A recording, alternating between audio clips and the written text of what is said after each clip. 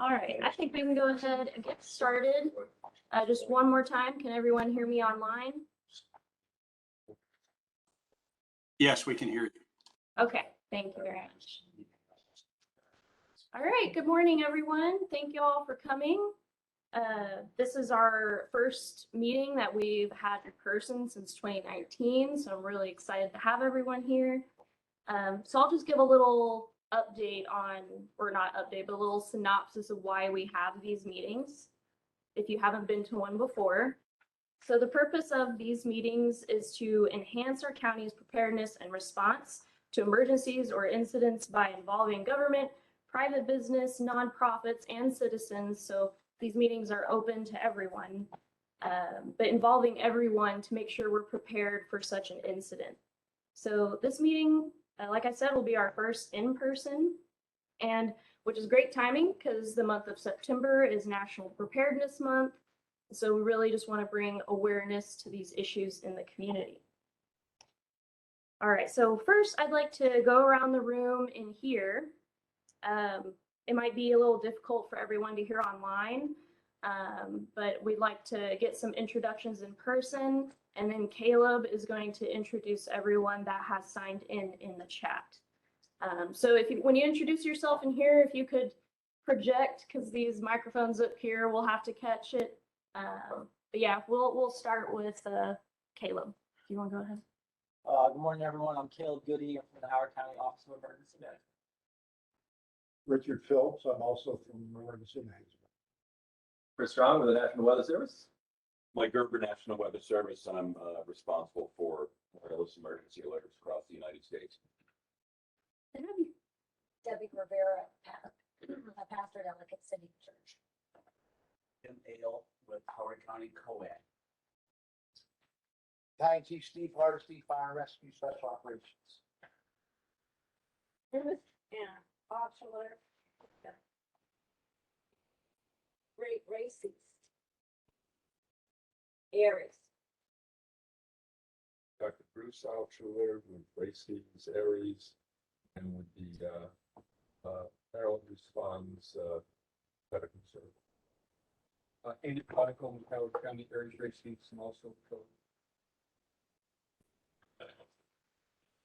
Ray Bernascowski, Howard County also. that's the Frank Howard works. Howard County Health. Howard County Health Department. Great. I guess I didn't introduce myself. I'm Lauren Chilton, Office of Emergency Management, and now I'll have Caleb Reed, who is pointing. All right.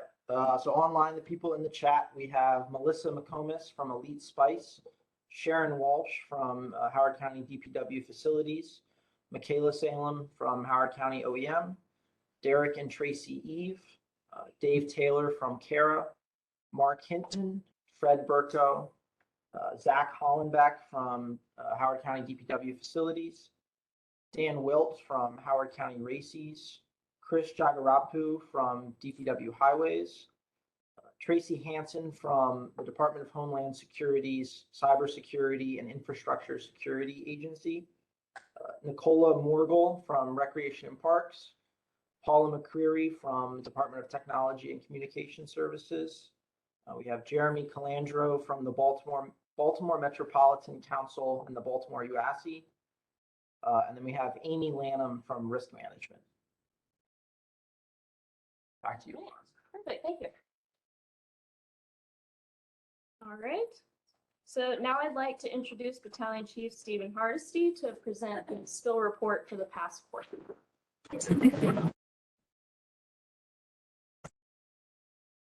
Good morning, everyone. During this reporting period, we had 26 incidents involving hazardous materials. Most of them, like always, were diesel fuel or gasoline accidents resulting from accidents. During that time, we had 103 gallons that entered into the environment. An additional 286 gallons of diesel fuel were recovered from leaking vessels. One of those incidents unfortunately resulted in a fatality out on I-95. We did have one fixed facility chemical alarm response.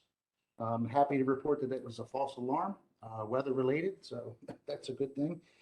We assisted one of our fixed facilities in Elk Ridge with an abandoned 55-gallon drum. Hazmat team arrived, did some sampling, took some samples to send them off to the lab, provided some initial analysis that was later then followed up with the lab analysis that we were in fact right.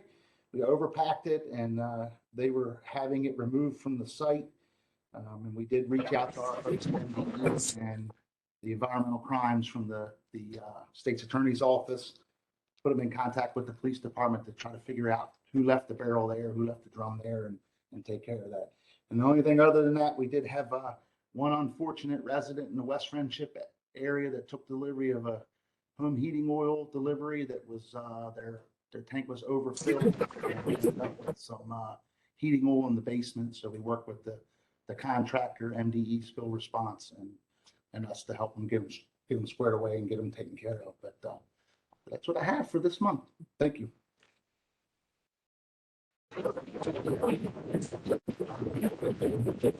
All right. If you're joining in online, if you could please make sure that your microphone is muted. We'd really appreciate it.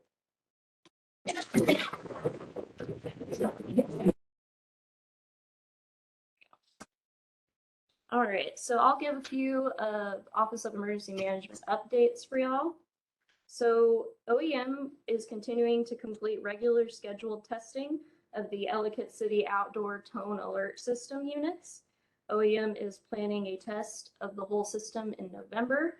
And of course, everyone will be notified of that. There will be advertising when those tests are about to happen. OEM is also, we're working on updating our countywide natural hazard mitigation plan. This plan discusses threats and hazards that face our area, as well as steps that the county is taking to mitigate those concerns.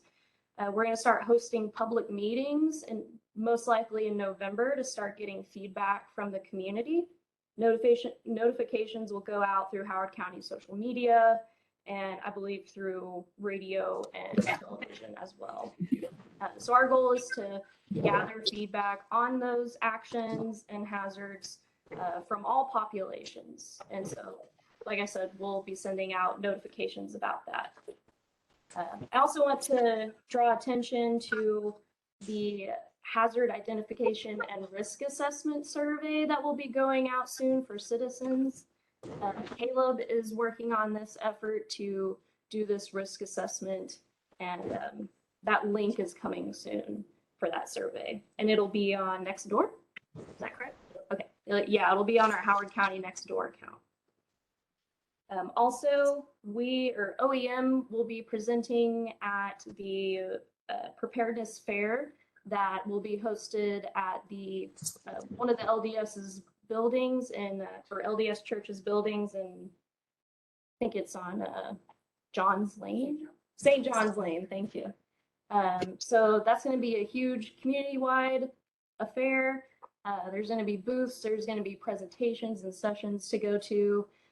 If you want to see some information related to that, it's on our Facebook, and I'll also be posting their flyer later on. That is on the 24th of this month.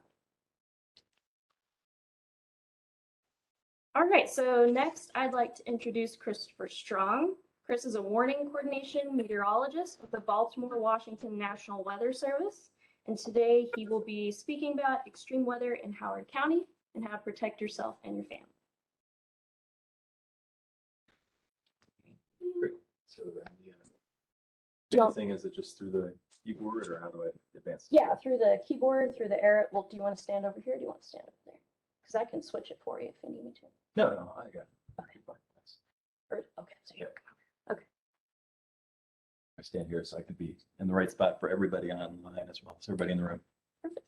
Yeah, and it has to be the arrows, not the space bar will mute you. I know what it is. All right, arrows it is. All right. Good morning, everybody. Thanks for coming to this, and we'll talk a little bit about the National Weather Service, who we are, what we do for the community. We'll talk a lot about the different weather hazards that we have here in the county. I grew up in this area, so I have 50 years of experience, not only, in my personal location through the years, but also watching out for the past 30 years that I've been at our office on all the different things that can befall the Mid-Atlantic in general.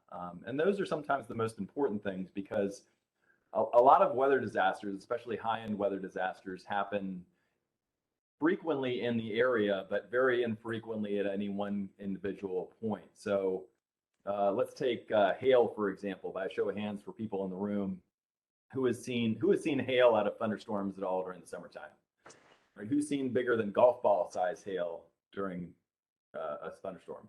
Right? And there's a couple. Okay, how about baseball size? Well, you don't count. You're a ringer. We worked in Sterling, though. We had it in Centerville. Yep. Hail is one of those things that happens frequently in the area. We get it all the time, but when it happens in narrow corridors and small areas. And the odds of you individually, anybody here, seeing larger hail, even myself, I think in this area, personally, I've seen like golf ball size hail. I remember there was bigger hail nearby. But it's one of those things that happens all the time, but it happens more infrequently for any one individual at one point. Those are really the things that we most have to prepare for. It's not the things that we see and we have seen, and we can, this will be like the event that we had 5 years ago, or this will be like, the storm we had, back in, 2015. We need to be ready for the storms that we haven't seen in our collective lifetimes, because those are the ones that cause the biggest disasters, have the most need for things. Emergency managers always talk about having your plan together and your kits together. Those are the things that you really need those types of things for, the ability to sustain yourself and your family for a few days sometimes before, the cavalry can come in and help get your community, the county, the state, whatever it is, back on its feet. So we'll talk a lot about the different weather threats that we have here, both the routine and the more, catastrophic that we can get as well. So yeah, let me just jump right into it here. So I always have the slide in every talk I do, and it's the difference between watches and warnings. I hammer this on everybody, and it'll be the second to last slide in the presentation as well. And it's the easy thing to remember with this, in my mind, is keep a watch on things. It's not happening. It's not dive into the basement. There's the possibility of weather threat X, whether that's winter or summer or heat or wind, all the different things that weather can come at us with in terms of threats. If we get into a watch, that's saying keep a watch on things, because there's a possibility that this, whatever that is, might happen. When we get into the warning phase, that's the red light. That's the action statement saying this is happening or about to happen where you are or very close by to where you are. So take action. It's the action statement. So let's take a tornado watch, for example. Tornado watch is the possibility of tornadoes this afternoon into this evening for central Maryland, maybe even into Virginia.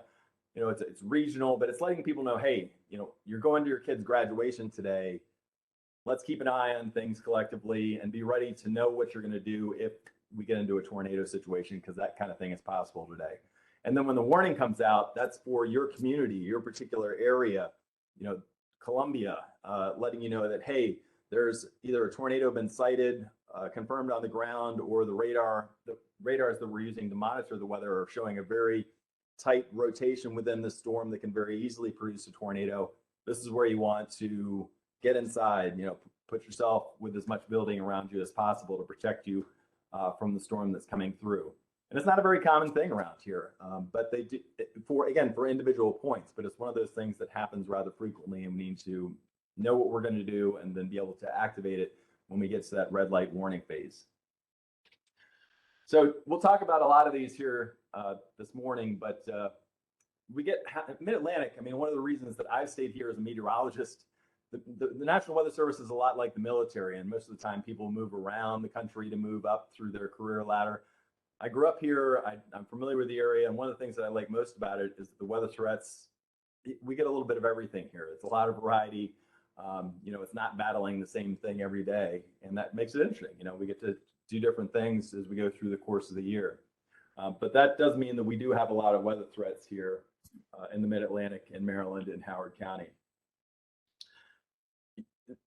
And not just for our country, but all across the planet, you need people that are watching the weather as close to 24/7, if not entirely 24/7 like it is here in this country, to let people know when bad things are about to happen. Because if you don't have that group of people, meteorologists doing that, then bad things come unannounced and people get caught unaware, and it's much more potential for death, destruction, mayhem, impact from any given weather event.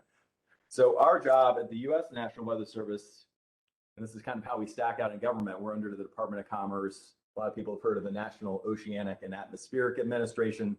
That's the parent agency of the National Weather Service, but NOAA is largely an earth science organization within federal government that has oceans and fisheries and, you know, the satellites and all weather satellites. And there's a lot of facets of NOAA, a lot of different parts of NOAA. The National Weather Service is one of those parts. And when it comes down to what we're actually trying to do in the U.S. National Weather Service is 24/7, 365, trying to protect life and property from hazardous weather of all kinds. We provide forecasts, we provide warnings, we provide a lot of services to the county, to the state to make sure that they're all ready, and then through them and with you, we're all kind of ready together. But the big thing we're here for is to watch out for these weather events, whether it's the hurricane that we have a week to plan for, the snowstorm that we have 5 days to plan for, or the tornado that spins up at 3 in the morning unannounced, you know, on Thanksgiving morning. You know, there's always a team there to squeeze out as much advance notice as we can on whatever that weather threat is. Sometimes it's a lot, sometimes it's a little, but we're going to give you everything we have 24 hours a day. How we relate with a lot of other things that people see a lot more visibly in the weather industry is the Weather Service, U.S. National Weather Service, is largely the infrastructure that holds everything up.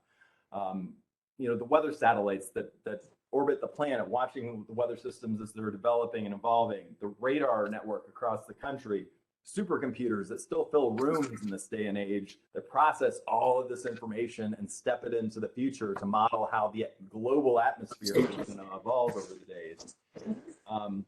You know, observations, land, sea, and sky. Really, one of the biggest, again, things of the National Weather Service is those public weather warnings for tornadoes and hurricanes and severe thunderstorms and flash flooding and all these different things. It's the purview of the U.S. government to be that source of public weather warnings so that when we see something happening, we can get it out to the community. It's a clear message that, hey, this is happening, and we can respond together collectively. Most people see, a lot of people see the what's on the outside, and that's an important part of everything, certainly. But the media, the private weather companies, they take the information that the National Weather Service provides and doesn't just parrot it out, but they're able to be a lot more specialized for specialized, you know, let's say that there's, you know, a game or a race or, you know, a private sector company, the energy industry needs, you know, meteorologists that are watching out for very specific things, the airline industry, UPS, FedEx, you know, all these people need meteorologists to tell them very specific things, and the private sector can do so much more than we can as just the government. But again, it's the backbone of what holds everything up so that those specialized services can be provided. The broadcast media can convey that information as well as their expertise for their local broadcast area on what weather threats are and communicate it so well. So it very much is, in this country in particular, a great synergy of private sector, media, and the government working together to not only provide forecasts so you can plan your day, but especially when it comes to life and death, you know, we can get a collective message out so that as many people as possible are ready for what's about to come. So when it comes to the National Weather Service, we have our headquarters in Silver Spring, not too far from here, where Mike Gerber here in the front works at doing a lot of our communications aspect. And that's really the policy center that keeps everything organized and keeps everything moving. We have a lot of national centers that focus on largely individual threats on the big picture scale. Hurricane Center in Miami, Florida is a great example of that, or the Storm Prediction Center for tornadoes and severe storms in Oklahoma. They're threat experts on the big picture scale. And one of the great successes of how we do things in this country is that synergy between the national centers that are experts on threats with local experts all across the country. Each one of those red dots is an office just like mine that has that part of the country to look out for. We use the information from our national centers, from modeling, from anything we can get our hands on to keep people safe. So wherever you go in the country, there's a weather office just like mine that's watching out for you, providing forecasts, issuing warnings, so that when you're driving through Denver on a ski trip and a snow squall warning gets issued by the the Boulder office, you'll get it on your phone right from that local expertise, right at the local forecast office level. Let's see. Oh, sorry. Let's let John in.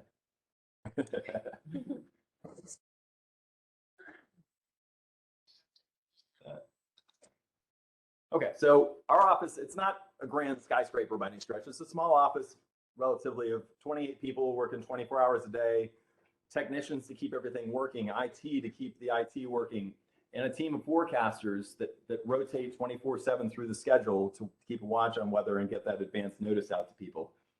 A couple things you can write down or remember is our public web page is just weather.gov/Baltimore. Goes right to our main page that you can springboard to so many different things. Our Twitter handle there at NWS_BaltWash for Baltimore, Washington. Great source of a stream of public facing information, the message of the moment, and then public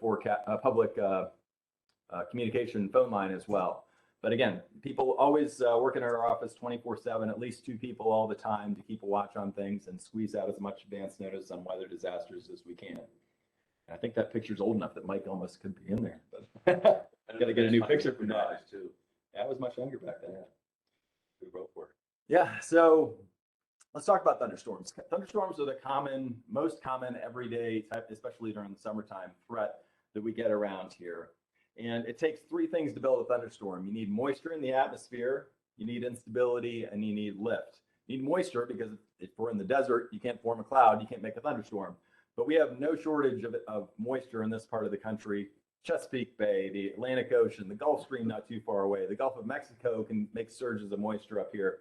So moisture is usually not a problem, especially during the warm season here. Instability is just the amount of explosiveness that the atmosphere has. And that's one of the reasons why we have so many thunderstorms in the summertime. It's because the sunshine comes down, that hot, intense summertime sunshine hits the ground and warms the atmosphere from the ground up. And it makes it much warmer and much hotter oftentimes down right around ground level in the lowest parts of the atmosphere than it is higher up, because the sun hits the ground and turns it into a hot plate basically and starts warming up the atmosphere. When it becomes hot enough down here, hot air wants to rise, right? Just like it always wants to go into your attic. Hot air rises, cold air sinks down. So all that hot air close to the ground, as the afternoon wears on, it keeps getting more and more warm and humid, wants to turn over, and it turns into basically a pot of boiling water on your stove, where it'll start to bubble and boil, and clouds will pop up and start to build through the atmosphere. The more explosive it is, the taller those clouds can get, the bigger those storms can get. And when you get big enough, you can have thunderstorms. The other thing you need is something to kick things off, a kicker. So if you have that moist air, if you have an unstable atmosphere, then storms can develop if you have something to kick it off. And that could be something like a cold front moving through. It can be something as simple as a Chesapeake Bay breeze coming into the county here. There's a lot of different ways that things can kick off. It can sometimes even form right off the mountains and move east here across the coastal plain. But if you have those 3 things, you can have the ingredients for a thunderstorm. And thunderstorms by themselves are a threat. It's not something we warn for because we get so many of them during the course of the year. But nature has its own great warning system for thunderstorms and lightning threat, and that's thunder. So anytime that you hear thunder, you want to start moving yourself indoors, into a car, a hard-topped automobile. If you're in your car, if you're inside in shelter, then you're going to largely protect yourself from the lightning threat. And we had some lightning fatalities here in the state and in Washington, D.C. just a couple of months ago. Pretty awful. But lightning is the common everyday threat that we can easily protect ourselves from just by, when thunder roars, go indoors. You don't want to protect yourself from the rain. You don't want to get under grandstands at your kid's graduation. You don't want to huddle under a tree. You don't want to get into a gazebo at the golf course. Anything that's open to the elements, maybe just with the ceiling to protect you from the rain, is not going to protect you from the lightning. You need to be inside a structure, like a 4-sided structure, or inside your vehicle with the windows rolled up, and that will protect you from the lightning threat. So what does severe mean? So if I tell you that there's a severe, I like doing this question. If I tell you there's a severe thunderstorm coming, what would you expect is going to happen? Winds, okay, winds over 50, okay. Anybody else? Lots of months of it. It's all good stuff, okay. Anybody else? All right, I know everybody online has their hands raised up, but I'll tell you. Severe thunderstorm in the National Weather Service land is basically, like you were saying, it equates to a damaging storm. We're expecting that there's going to be some sort of and damaging winds of 50 knots, 58 miles an hour or greater, which is where you start to knock down trees and cause wind damage. Or hail that's quarter size or larger, which starts causing agricultural damage. Generally, when you get up to golf ball size, that's when you start denting cars, and bigger than that, you can start damaging homes and things like that. So if we're seeing a storm where we're expecting there's going to be damaging winds, or there's going to be hail that's going to start to cause damage, we're going to issue a severe thunderstorm warning on that.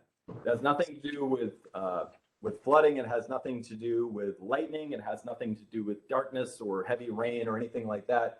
It's specifically, we're expecting there's going to be wind damage from that storm or big hail from that storm. Usually with severe thunderstorm warnings, that damage is localized. We'll issue a severe thunderstorm warning at the sub-county level for communities. And in about 90+% of the time when we issue a severe thunderstorm warning, there's going to be wind damage or large hail at times within that small threat warning area that we issue.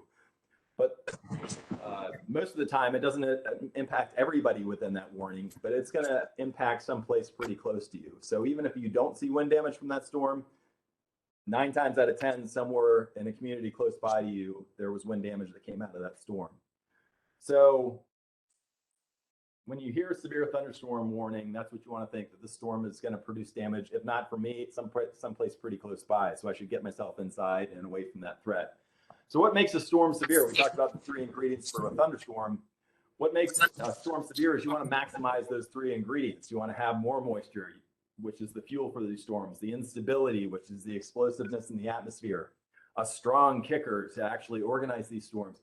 And then the 4th thing is something called wind shear with height, which is something that meteorologists will talk to you all day about. But basically all that is that the wind changes as you get higher and higher in the atmosphere. Instead of all being winds out of the southwest, all uniformly through the entirety of the storm, if the winds are out of the south here at the surface at 5 miles an hour, and then you go up to about 3,000 feet, and then maybe it's out of the southwest at 20 miles an hour, and then you go up to maybe 10,000 feet and it's west at 50 miles an hour, that changing of the wind as you get higher in the cloud and strengthening of the winds is what we're looking for when we're talking about wind shear. And that is one of the big organizing factors for storms to become more than just pockmarked storms here and there, but actually having these more intense storm systems that are more prone to cause these types of damage.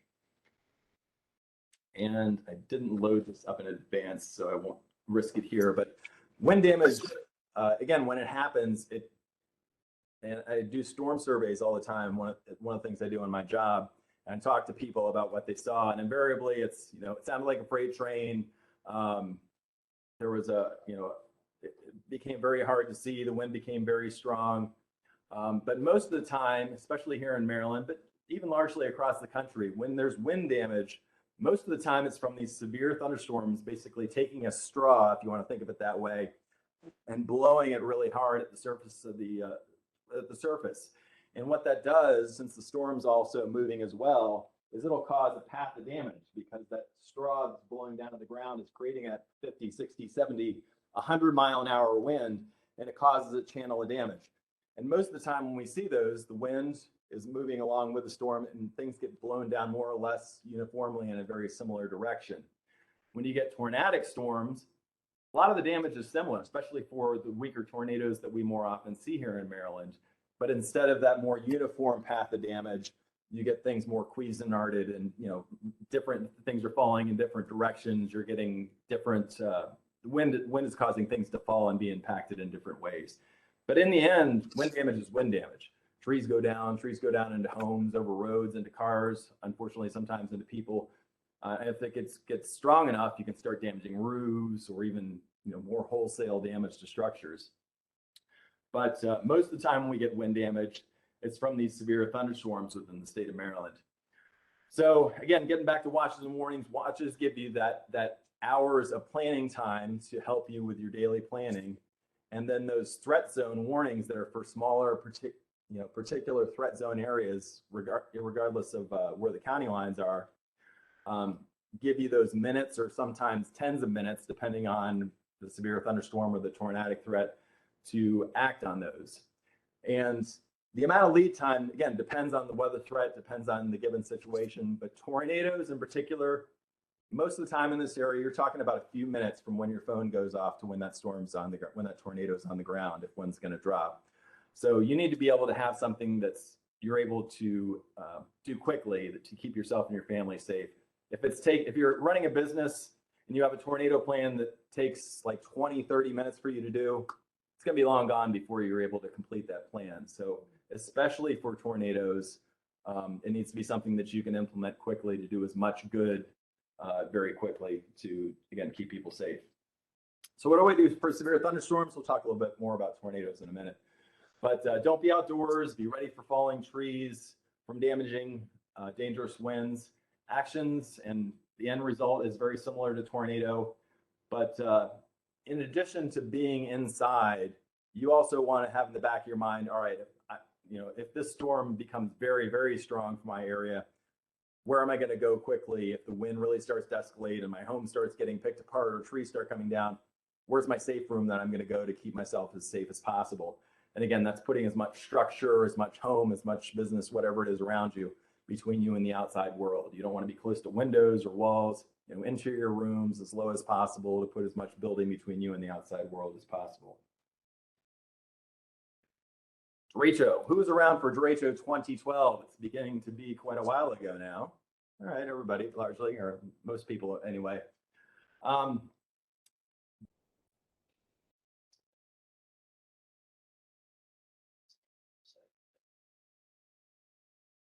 okay.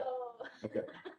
Yeah, I can't see, so if a question comes up, we can take some in line as well as towards the end here.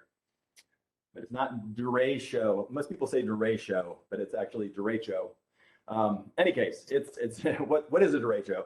Derecho is just a big, nasty line of severe thunderstorms. We get squall lines and lines of thunderstorms around here a fair amount during the summertime. A derecho is just a massive version of this, like the level 4, level 5 version of a line of thunderstorms. To be specifically called a derecho by the weather community, you're talking about something that's traveling over 250 miles, has winds, significantly severe and damaging winds, over 60 miles an hour. Our derecho in 2012 traveled over 750 miles from Chicago, Iowa area to us.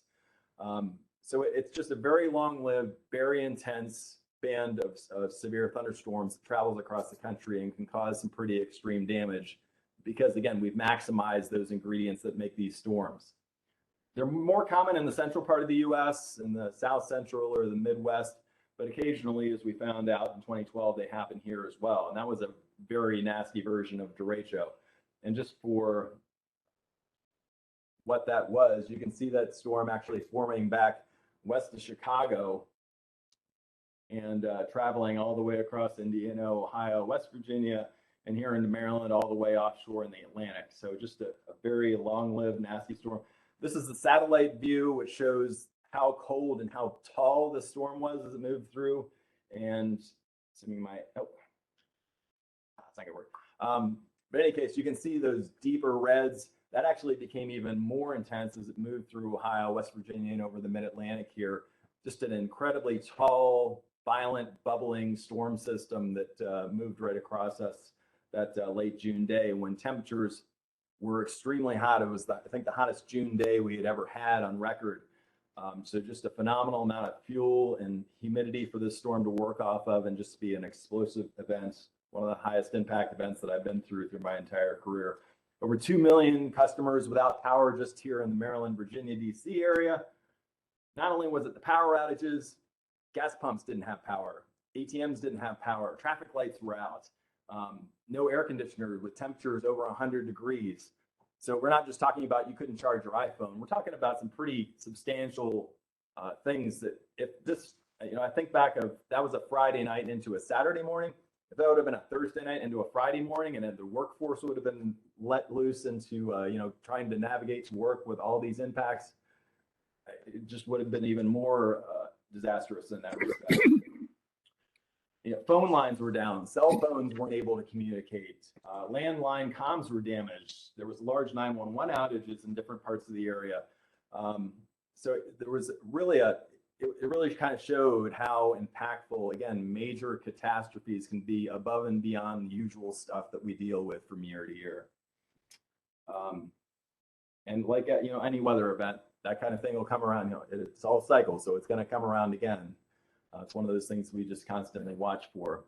One of the great things, and glad Mike's here to talk about this, one of the great things that came out of this event is this wasn't a tornado, so it didn't warrant a tornado warning. It was a severe thunderstorm, got a severe thunderstorm warning. Severe thunderstorm warnings don't get quite as much dissemination to the broad world as tornado warnings do. And this was before we were on social media and the reverberation then that could give. So this happened on a Friday night, 10, 11 o'clock at night.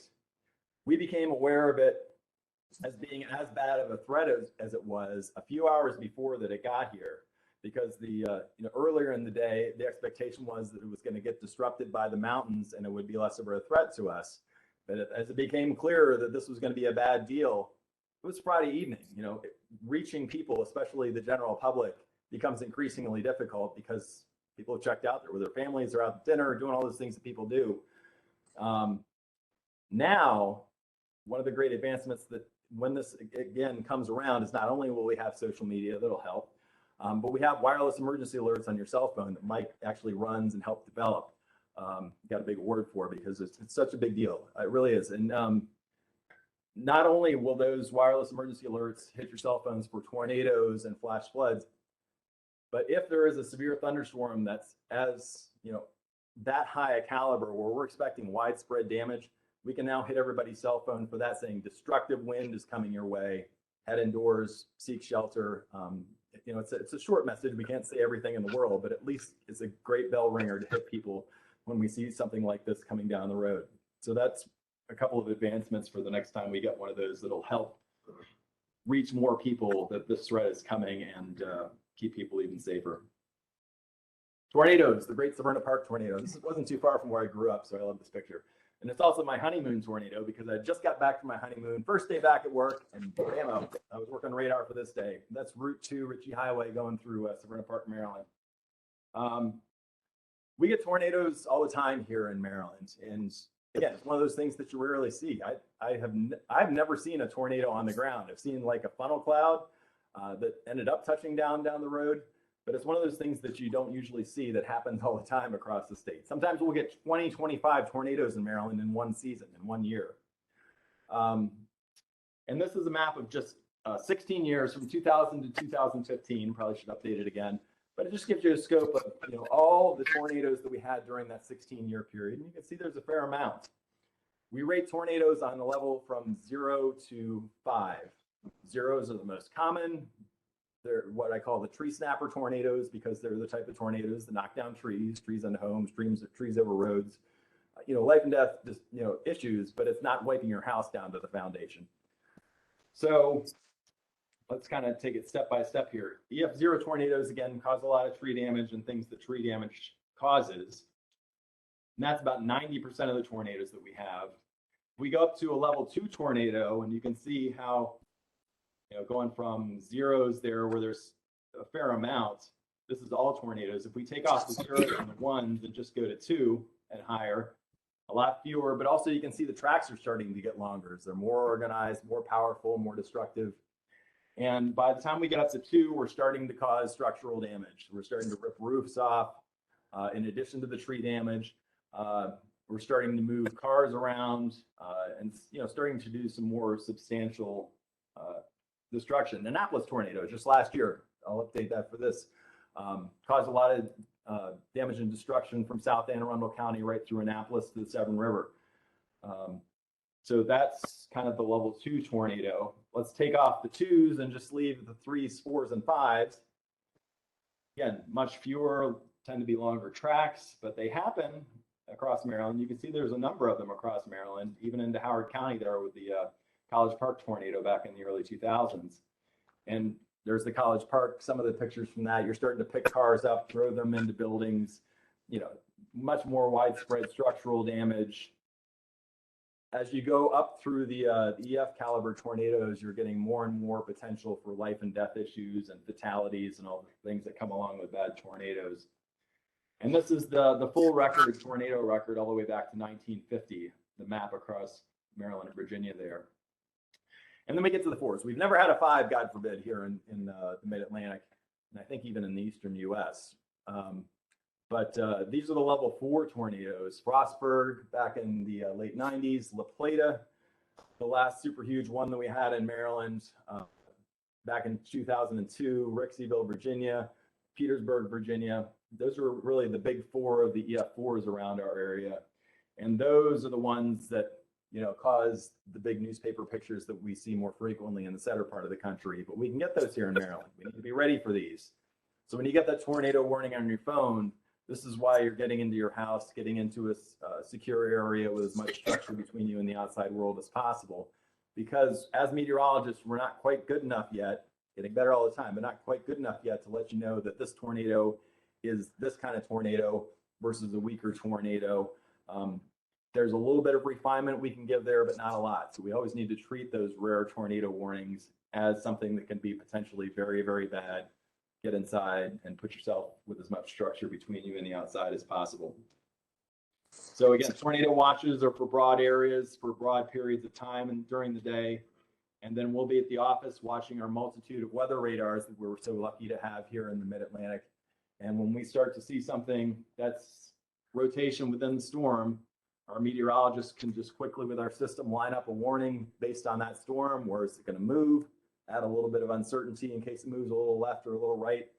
And then out pops within a few seconds this computer worded statement that takes all the information that we have in our database, the communities that are impacted, what to do, where the storm is, how fast it's moving, and when it's going to expire. These are usually for like 30 or 45 minutes. And it lets people know within those communities in the nearby area, hey, this is being tracked.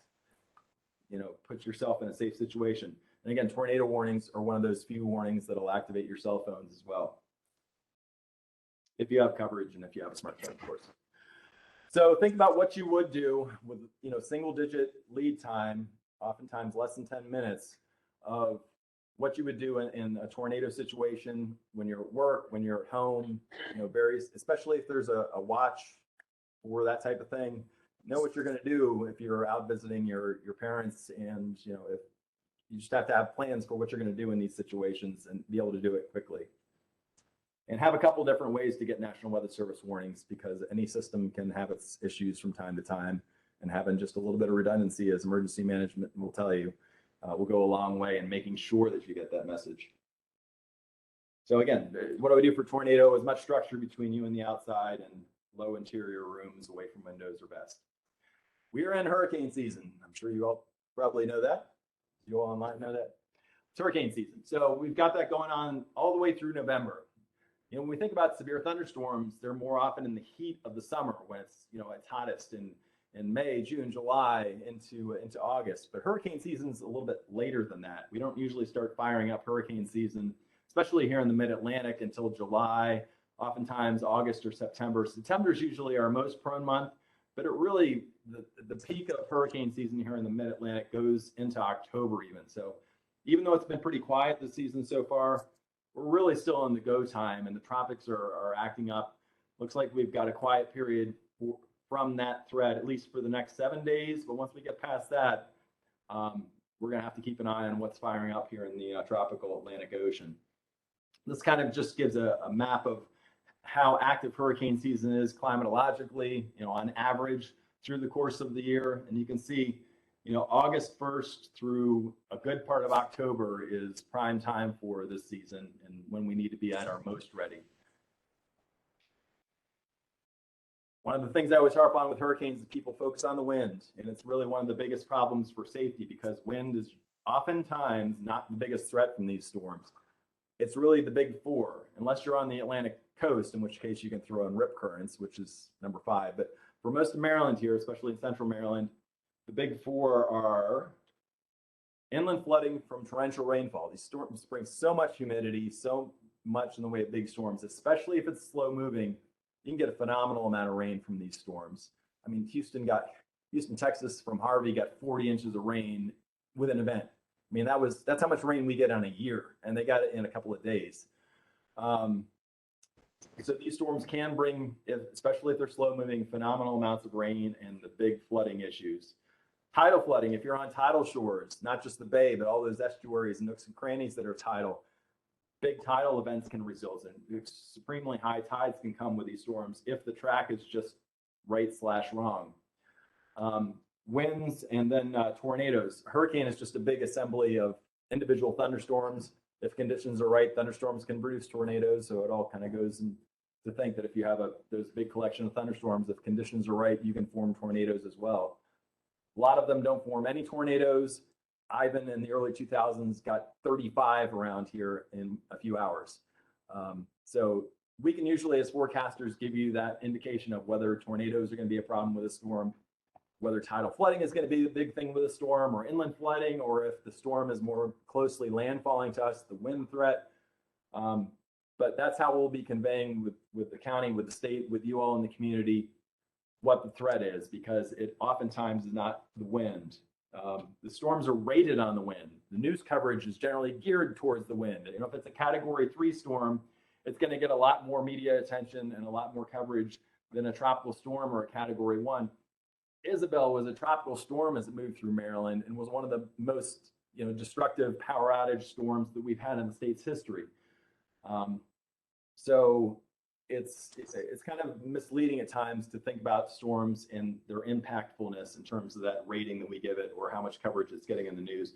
If there's any sort of storm, whether it's landfalling here, a really bad event, something we haven't seen before, or if it's one of those storms that hit down in the south and has moved its way up here across the south U.S. and has kind of fallen apart a bit as it's come up this way, any sort of remnant storm that used to be tropical, we're going to continue to monitor these 4 threats because each storm is going to be a little different, have its own fingerprint, its own characteristics, and we'll be conveying that information to you all on what the threat is with that individual storm. Flooding and flash flooding, I think we've had some of that around here in Howard County before. We have a lot of different systems, some that the county runs, some that the state runs, some that the USGS, United States Geological Survey, runs that help keep us informed of how much rain's fallen and how streams are running across the county, across the area. And that picture right there is for Baltimore, but we can pan that just over to Howard County. You can see more of the gauges that we have to watch the county here, as well as things like webcams and all these things that are sprouting up across the community that help us even better watch what's going on in terms of flooding. But that's it. Flooding and white water moving fast is one of the biggest direct life safety issues from a weather perspective that there is. If there's a flood watch, be prepared for extreme rainfall rates, water rising quickly.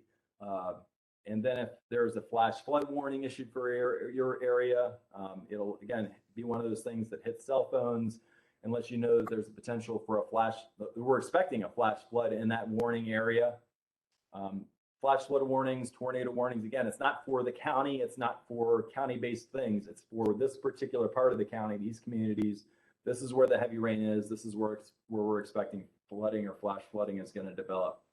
And we've worked so closely with Mike and Maria and the team here over the years to make sure that we're getting all the information we can to where it's needed here in the community so that we can continue to make, especially the flood-prone areas like the Ellicott cities of the world, but for everybody as well, to make them as safe as we can, given the extreme rainfall rates that we get around this part of the country from time to time.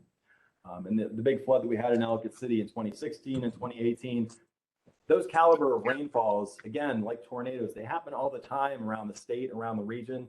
It's just a matter of nature taking shots through different events, and eventually it's going to hit a bad bullseye where it's most prone, and we're going to have problems and issues again. But again, through working together as a team, we're never going to stop the weather events from coming, but we can certainly mitigate the impacts, mitigate as much as we can the life safety issues, and keep people safe. That's really what it's all about. So we'll continue to do that. Flash flooding is the most dangerous again when you come to whitewater because it's a rapid change environment where things go from being okay to being not okay at all in a short period of time. And that's where you can catch people unaware, flat-footed, and you can get people into trouble very quickly. So we issue our flash flood warnings, especially in our office, relatively rarely. We try to reserve them for issues where we see that bad things are going to happen pretty quickly.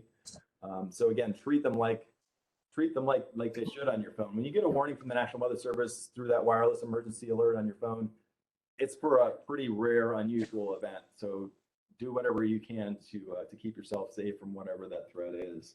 And flash flooding is certainly one of those big ones. Big thing is turn around, don't drown. It's like when thunder roars, go indoors. For flooding, it's turn around, don't drown. So many flooding fatalities are from people driving into flooded areas.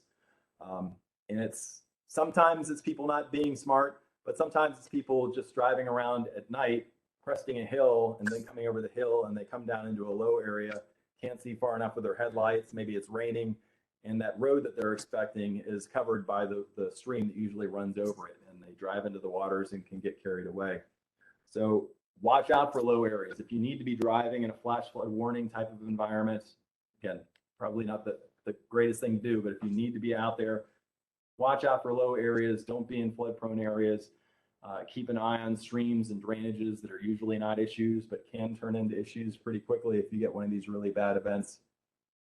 Because water is such a powerful force, you really need to treat it with respect. Those flood warnings give you the flood watches give you the advance notice to plan, and then those warnings let you know, hey, in your community, things are turning badly quickly, and take whatever action you need. Heat. We're kind of getting towards the end of extreme heat season here in the Mid-Atlantic. We can still get that into September. I think next week is expected to be back to being on the hot side of the coin again. We issue a heat advisory from our office when heat index values are getting up to about 105 or higher, and then a warning when it's 110 or higher. And basically that just is the more exceptional heat events. Oftentimes, as we've been through the summer here, oftentimes it's hot here in the Mid-Atlantic. But if it's one of these more unusually hot situations where people can get into trouble quickly from heat exhaustion, especially people that are prone to heat issues, asthma, maybe elderly or younger, you just have to treat these more high caliber heat waves and days with more respect, and just make sure you're keeping yourself and again your family and your friends cool, checking on your parents, making sure everything's okay, and staying cool so we can keep everybody safe through these extreme heat events that we get from time to time. Yeah, and a lot of it's just help looking out for one another, because oftentimes we're great, we're sitting in our house with air conditioner, but just as a community checking on each other and making sure we're all collectively okay goes a long way. Ice storms. I have a great video that is the governor of Kentucky saying this ice storm that we just had is one of the worst natural disasters that we've ever had in the state of Kentucky. And it speaks to how bad ice storms can be when it's really bad. And it's not something that happens very frequently at all again. As a matter of fact, it's pretty unusual here in Howard County. But if you get the type of storm where you're pulling trees down, pulling down the power lines, it can be a lot like the derecho was in 2012. Basically, for this type of situation to maximize, you just need to have ice cold freezing or sub-freezing temperatures, oftentimes sub-freezing temperatures close here to the ground, but it's warmer higher up in the clouds, and that warmer air melts the precipitation into rain. But as soon as it hits something, hits your car, hits the sidewalk, hits a tree, it freezes on contact and forms that ice glaze. And if it continues and keeps going, you can really start to cause some really bad things to happen. Power and communication lines getting pulled down, trees coming down with casualties and damage that can come from that. Traffic accidents, if not gridlock, from anybody that happens to be outside in these bad events. Roads getting blocked, pedestrian falls from people slipping on their step as they're coming out of their house. And exposure, because it can pull down the power grid again, and people are all of a sudden in their homes and it's 25 degrees outside and they don't have heat. So it's one of those bad things we need to keep an eye out for. And if we do issue an ice storm warning from our office, that's a trigger that it's a more exceptional ice event. We don't issue a lot of those, especially in Howard County. That's for a 1/4 inch or more of ice. But sometimes with these really bad events, you can get an inch or 2 of ice, and it's just crippling, to say the least. So that's kind of wrapping up the weather threats. I don't want to belabor that too much, and we're getting towards 11:30 here. I want to have some question time. But if you come away with a couple of things from this talk, it's the watches or keep a watch on things, warnings or your action statements. The other big thing is have a way to get National Weather Service watches and warnings to you, whether that's, and have a couple of different ways because again, any one system can fail sometimes at the wrong time. So whether that's weather radio that'll alert you if there's a warning issued for Howard County, phone apps in this age of communication, there's so many different phone apps that are out there that'll get you National Weather Service warnings for your particular point right to your phone. That's another way to get information through the county, through your favorite broadcaster. There's so many different ways to get National Weather Service warnings directly to you. So avail yourself of that. Spend a little bit of time on your phone. If you're looking for a government application on your phone to get that, while the Weather Service doesn't have one, FEMA has one. If you go to the FEMA app and download that to your phone, it'll get you weather service warnings for your county. Red Cross emergency app on your phone will do the same thing. So those are just 2 out of the multitude that are out there that'll help you, again, get those weather warnings. Because, again, if it's a long lead time event, like winter storms sometimes can be, or hurricanes can sometimes be, it's easier to stay up with what's going on over the days. But if it's something that's fast hitting and fast acting, you need something that's going to get that warning to you quickly. It'll do the most good, again, to keep you and your family safe wherever you are. And again, when we talked about all those different ways weather can come at us, when you think about not just the usual, but catastrophic weather, think about massive amounts of trees getting knocked down from ice or wind, the power infrastructure, water supply. One of the things that happened in Isabel for me was the power knocked out, the wind knocked out the power to the water station. And all of a sudden we didn't have water for about a day. So that's another thing to keep in mind is, all these things that we take for granted, when you get into a true weather catastrophe, we have to have that kit, we have to be ready, have our plans so that we're ready for this caliber of event when they come around. Communications getting down, the phones, cell phones, landlines, internet, travel can be severely restricted from roads getting blocked from this phenomenal amount of trees that we have in this part of the country. Gas stations getting knocked offline, stoplights being out, fatalities and injuries from tree falls, people coming upon live wires after the events and getting into harm's way that way. And then emergency care getting blocked. If you're talking about trees blocking a lot of the roads or ice getting on the roads and making it more difficult to travel, that'll impact the quickness or even the ability sometimes of emergency care to get to you if you get into trouble. So be ready for these catastrophic events where you can become trapped in your homes or communities for days, cut off from communication, potentially without water, injuries, exposure.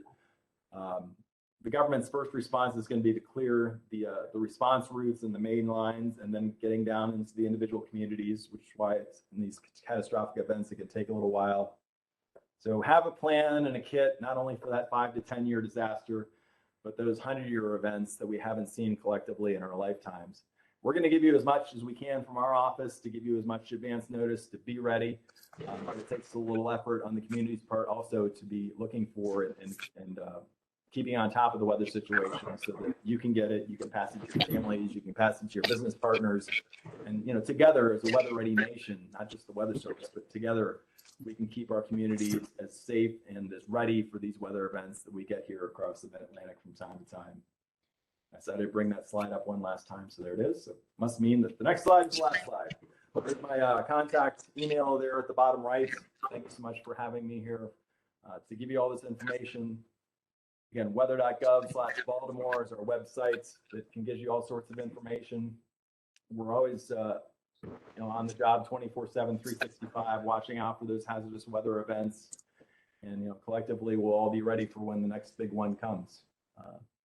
But that is the show pretty much. Got a little bit of time for questions. Yeah, so if anybody has any questions, you have a token 2 meteorologists in the room. You can ask those weather questions that you've been carrying around with you. Yes. The one question I had is to get the information have multiple ways. So it seems like all of them, I only saw two ways, either my iPhone, which may or may not be charged or may not True. have access to it, and having an NOAA radio. Are there any other ways that we could get information in the event that I don't have batteries in my NOAA radio or whatever, you know? So weather radio is let's talk first about weather radio because it's a technology that's been around for decades, but let me tell you, it's battle hardened. And when other things start to fail, it's one of the strongest, toughest things that'll stick around through a lot of these catastrophes that we've been through. So I encourage everybody to have a weather radio, not because it's something you need in the common every day, but when the disaster comes, it's one of those things that can really help get warning information to you when we warn, especially if you're in flood-prone areas or things like that. But also just to get that information flow from the National Weather Service if all the other things have started to get pulled down. Yeah, the phones are another way, and text messages from the county. I think, is there any sort of emailing here in the county that, yeah, I mean, social media is another way to get information, maybe through your PC if your iPhone is down. But again, that's power related, but it'll help keep you in advance of the event informed. And again, if it really comes down to it and you need to call the weather office, we got people there to answer, questions from the community as well, that 571-888-3500 number as well. So we are limited to our electronic devices or the radio. What am I missing? I'm missing. Well, Yeah. I mean, so, one of the things too is, should I come up or should I just? Yeah, if you can get closer to this web. Oh, yeah. so I'll we just can come up hear here you then. online. Oh, I get to join Chris. Yeah. Yeah, look at this. Hey, all right. So, and I give a lot of presentations on wireless emergency alerts. And one of the things, that I'm always pointing out is there really is no perfect dissemination system, no perfect alerting system. Each has its advantages and disadvantages. As Chris mentioned, no weather radio is kind of like tried and true, right? And it's really proven itself over the years. And you were, one of the things you were just saying was, okay, so am I limited to the electronics? Well, one of the things I would look at is the type of communication that you have. So, for example, no weather radio is a radio broadcast technology. So if the tower's up, you got a battery in that radio, or it's plugged in, you have power, then yeah, you can get the alerts over the no weather radio. On the other hand, you have technologies like the internet. So maybe weather radio's down, but the internet is up. So then there are ways, of course, to get lots of things over the internet. It could be your electronic media, it could be social media, as we were talking about, news media, whatever. Wireless emergency alerts. That goes back to kind of a radio broadcast technology. I'm not sure people realize this, but one of the nice things about wireless emergency alerts is that you could have 1,000,001 people, if there's some kind of catastrophe, trying to call each other, and the cell phone networks are jammed up, but the wireless emergency alert can still get out because it's not like a phone call. It's not a one-to-one communication, or it's not like a text message. It's not a point-to-point communication. It's a point-to-multi-point. Essentially, it's a radio broadcast. They call it cell broadcast technology, but it's basically radio broadcast. So there's really no limit to the number of people who could be receiving a wireless emergency alert. As long as they can broadcast it out the tower, there you go. So again, I think I'd look at whether or not, we have a way to get it over the internet, a way to get it by, radio technology. Some cities have sirens too. Ellicott City has sirens now. I'm talking about the test in Ellicott City potentially upcoming. And so, lots of different ways to get the information. And the office that I work in is the Office of Dissemination.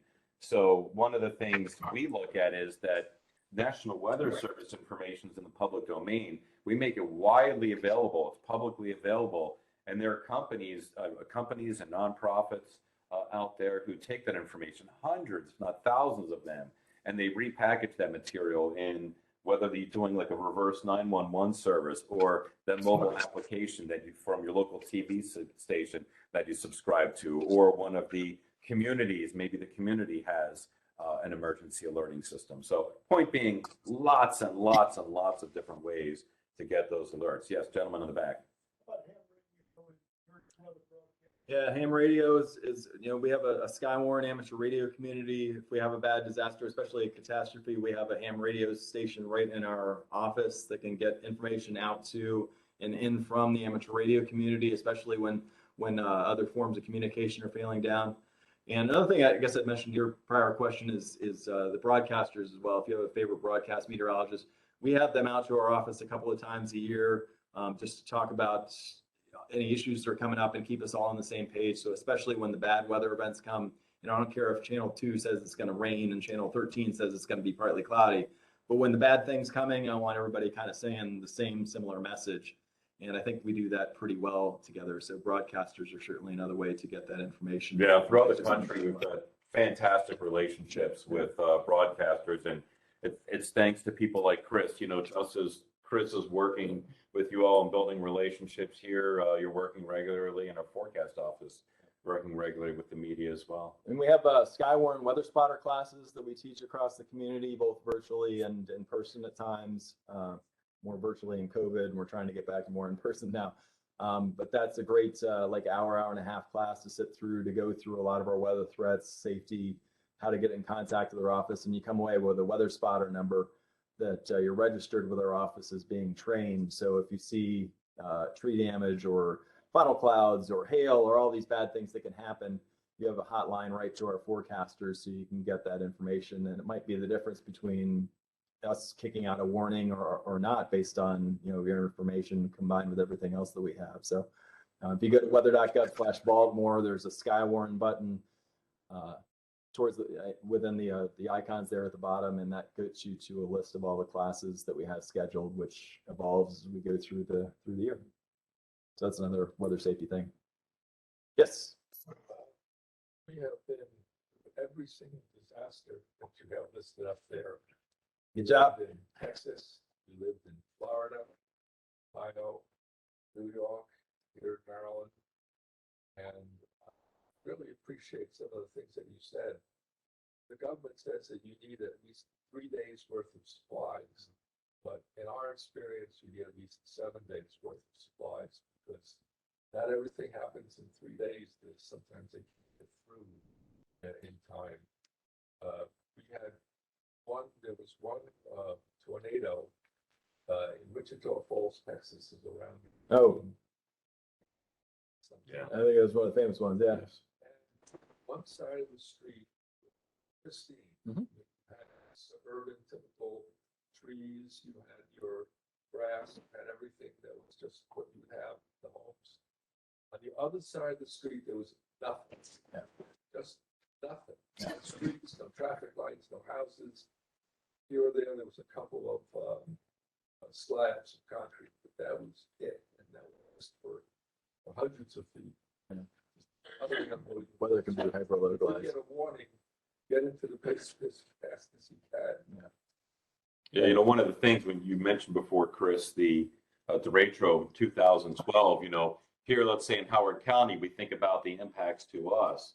But then when you think about how massive the impact was geographically, Mhm. then all the resources are stressed, right? So it's not like you just have some localized event. Now you have everybody who has the same problem that you do. And I traveled the day after the derecho down to, I was working my way down south, and all the way till probably about Knoxville, Tennessee. Went down Interstate 81. The trees were blown down, okay, from west to east, which was the direction of the wind, straight line wind, just all down the highway. Trees blown down west to east, and nonstop utility vehicles coming up from other states, In the south. streaming northward from the south to come and assist. And like you said, it can go beyond 3 days. I think we were probably without power for a week. Like Massive heat wave too. Like buildings never hurts to build over code, right? Never helps to go above and beyond. Yes. On that same note, I was part of the team that left Howard County that went to Plato. Oh. Storm hit around dinner time. Yeah. We got the phone call at like midnight that said, hey, our stuff's stretched thin. Guys be here at 5 o'clock in the morning to kind of relieve us and we're going. We showed up and they put us right to work in an entire community that they had no idea had damage in it because you know, they started off the night before with obviously the stuff in town, water tower fell down, and Yeah. they had a list of 911 calls of people calling for help. But as the sun started coming up the next morning, people were like, oh my God, this whole community over here has been affected by it. So when I look at that, what happened then, to, you know, people say, well, that would never happen now because people have cell phones and all that kind of stuff. Yeah. I don't know. That's one of those things that it's spread out wide enough, and that was a pretty wide spread out storm. And then we saw everything from houses shifted off their foundations, houses with the roofs, what, to no house at all, just gone. Yeah. To the other side of the street where it's just a couple broken windows and maybe a, you know, but it's they're crazy. Yeah, it speaks to how bad things can be, because most of the time we get tornadoes, they're the weaker ones that happen and fall apart within 30 seconds or 2 minutes.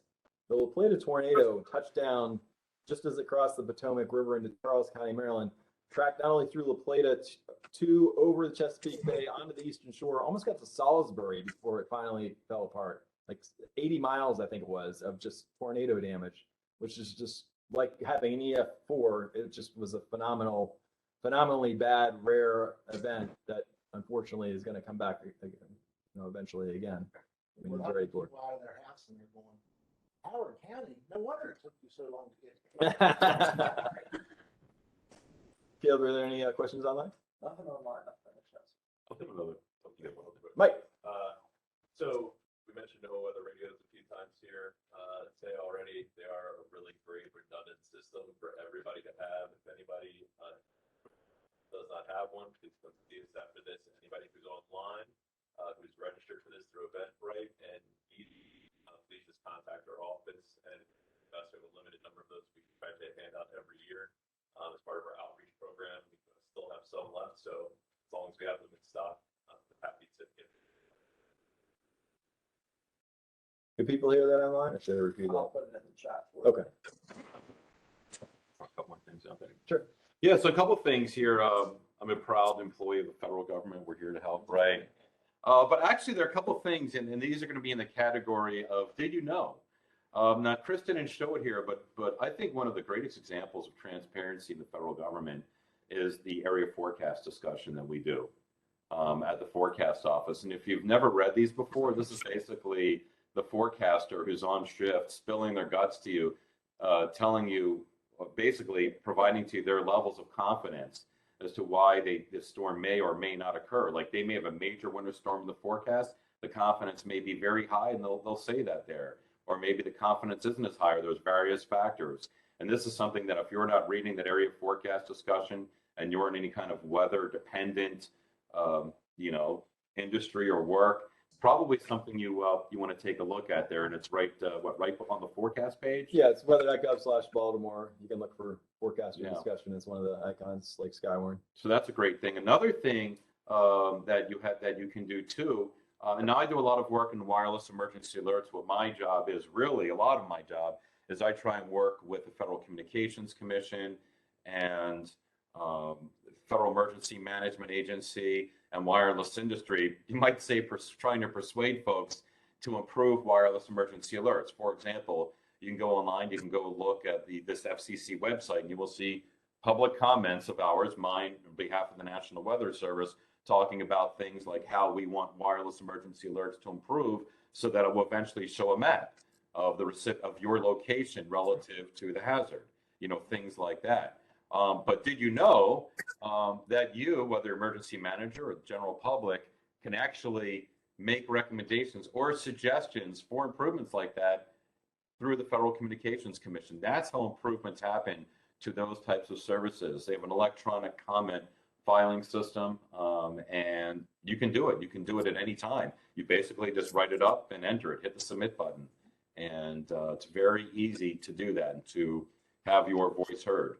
And I can tell you, they look at those. I mean, people say that The FCC definitely looks at those. People say the federal government can't do big things, but I mean, the FCC, Homeland Security, FEMA, the National Weather Service, the wireless carriers, just a big conglomerate of people got together to develop this system. The first generation of it out of the box worked very well, and it's continually being improved and Yeah. gotten even better.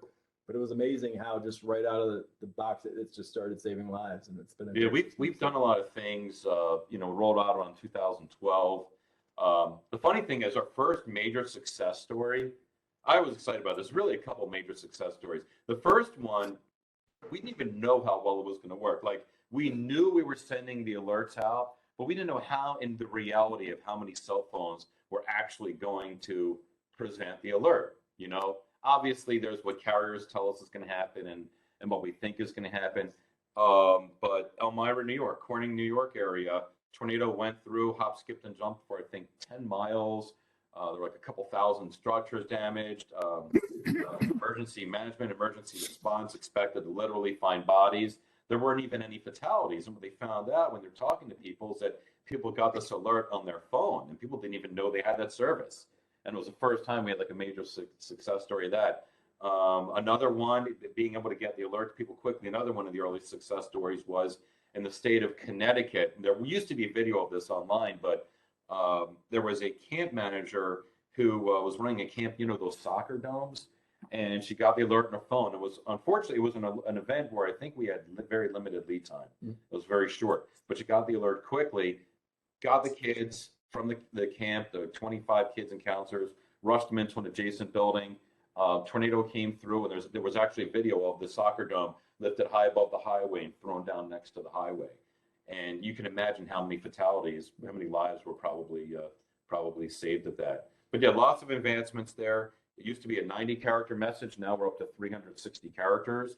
We can do up to 360 characters in a message. We do them, they're done in Spanish as well. So if the device is set, I think on the iPhone, the device has to be set to Spanish, but I think on the Android, you have to go onto your WIAS wireless emergency alert settings and set it to Spanish. That way you'll get both English and the Spanish alerts. As well as Chris was mentioning, and the National Weather Service, we used to activate wireless emergency alerts for every flash flood warning, but we don't do that anymore because we do issue a lot of flash flood warnings now. We only do it when the damage is expected to be considerable or catastrophic. Likewise, we don't activate WIA for the vast majority of severe thunderstorms, but if one that's expected to be destructive, like a derecho, widespread destructive, like a derecho kind of thing, then we would activate wireless emergency alert. If you get a wireless emergency alert for a severe thunderstorm, look out. I mean, because it's the worst of the worst. Or anything. Yeah. Or anything, really. But I mean, it's getting towards the end. I want to be I'm respectful sorry. of people's time. Yeah. So, radio, from Aries, radio for Howard County. One of the things I've always wondered about how we might be able to create that message that your alert system, like that to and help further disseminate those types of procedural things need to be, but I didn't know if anybody else had thought about doing something similar, and if so, what experience? I think what I'd like to do is connect you with our entry Skywarn coordinator. I've heard, yeah, and I'm Scott. Actually, we both are actively being Scott. Something we're very active with.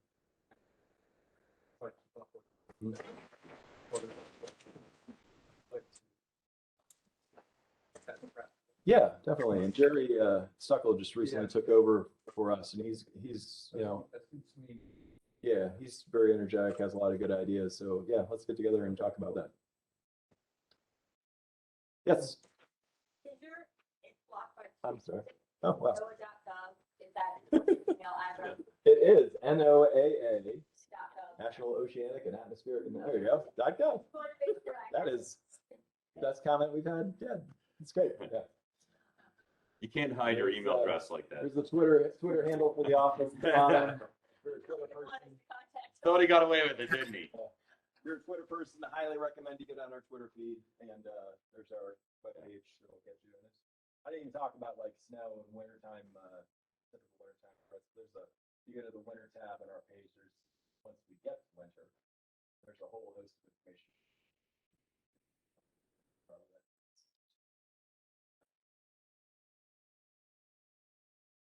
Great. Well, yeah, with 5 minutes left, Yep. go ahead and give a couple more updates.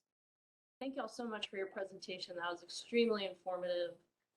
Very nice.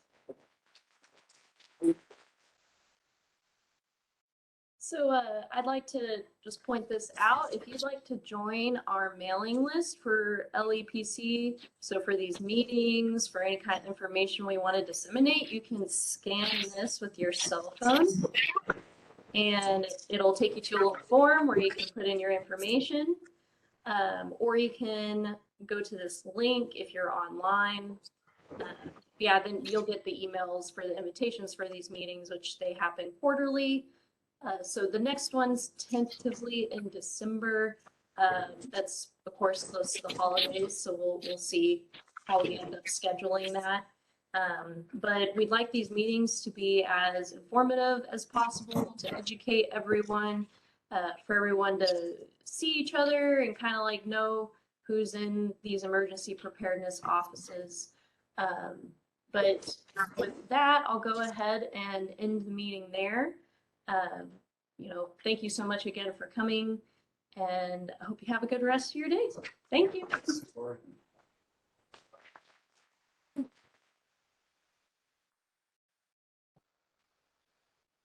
Sorry.